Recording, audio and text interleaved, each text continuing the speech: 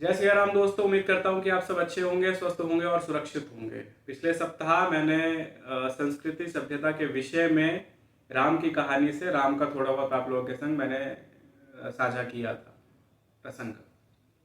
आज का जो विषय है वो मेरे लिए बड़ा महत्वपूर्ण है, क्योंकि आज मैं वही कहानी से, राम जी की कहानी से लक्ष्मण के विषय पर मैं बात करना चाहूँगा। लक्ष्मण के किरदार पर मैं बात करना चाहूँगा।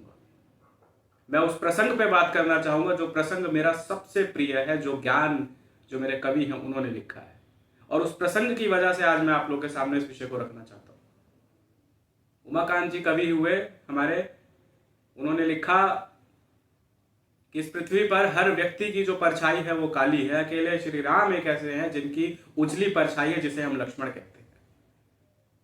ये लक्ष्मण का परिचय है, लक्ष्मण के संस्कार को प्रणाम है। मैं भी बताऊंगा आपको उसके बारे में। आप प्रसंग सुनिए, वो सुनिए, छंद सुनिए।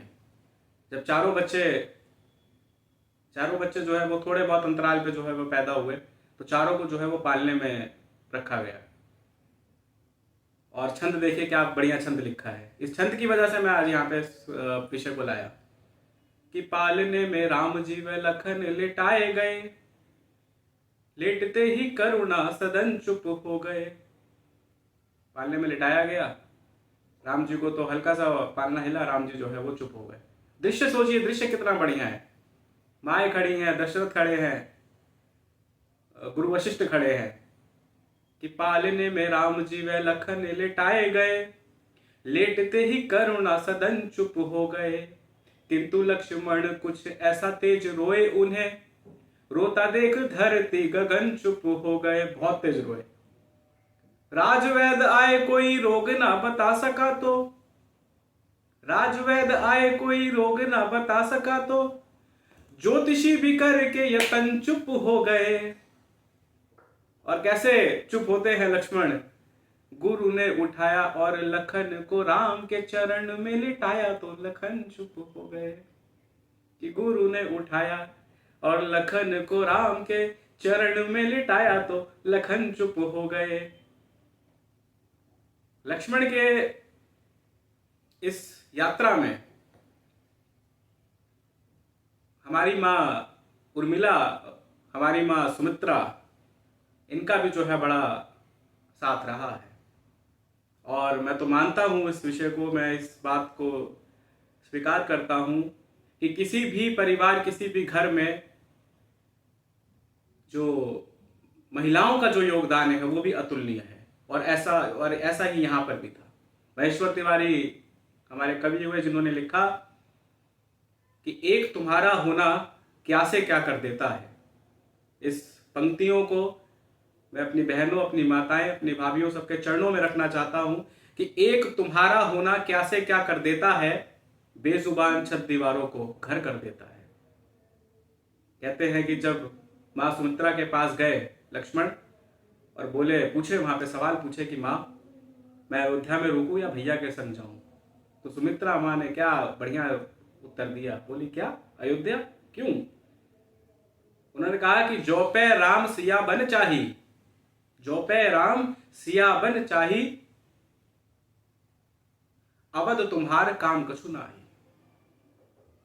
जहां राम है वहीं अवध है, वही अयोध्या है, जाओ वहां पे, यहां क्या करोगे। कितनी बढ़िया बात कही। और यही जो मैंने अभी कहा कि योगदान, इसी योगदान में उर्मिला पे मैं बात करना चाहूंगा। वो दृश्य देखिए जो चित्रकूट का वो दृश्य था, जब उर्मिला, मांडवी,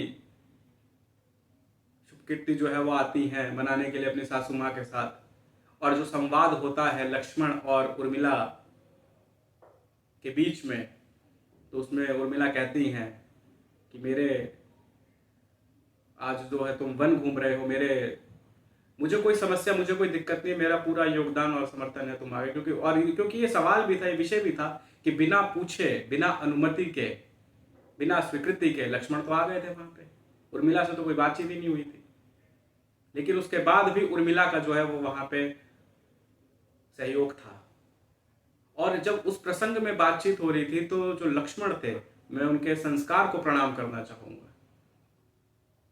उनके संस्कार देखिए, जब वो बातचीत करते हैं तो उसमें देखिए कितनी अच्छी बात कही उन्होंने कहा कि मैं तो लक्ष्मण हूं, राम के पीछे पीछे चलने वाला, मेरी तो कोई पहचान अभी है नहीं। तुम भारतेश्वरी माँ सीता की जो है वो बहन हो, इतने बड़े खानदान, इतने बड़े कुल की जो है तुम बेटी की जो है बहन हो, माँ सीता, जिनका वर जो है वो श्री राम,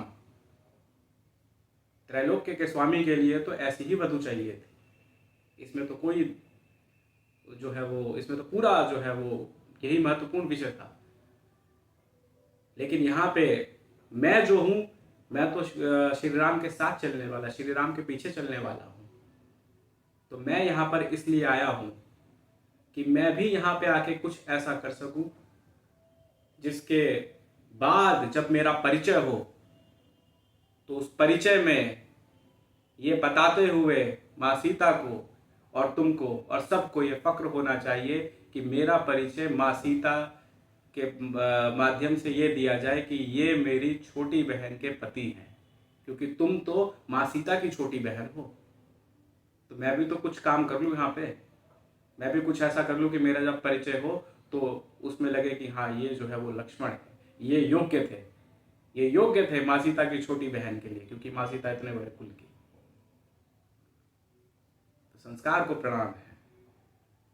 तो ये आज का जो मैंने विषय आप लोगों के सामने, इसलिए लक्ष्मण का मैंने विषय रखा, मुझे लगा कि इस विषय को, इस छंद को आप लोगों के संग साझा करना चाहिए। उम्मीद करता हूँ कि आपको ये पसंद आया हो। मैं आपसे मिलूंगा अगले सप्ताह किसी नई कहानी, किसी नई कविता के संग। तक के लिए ध्यान रखिए, मुस्कुराते रहिए। जय सिया राम।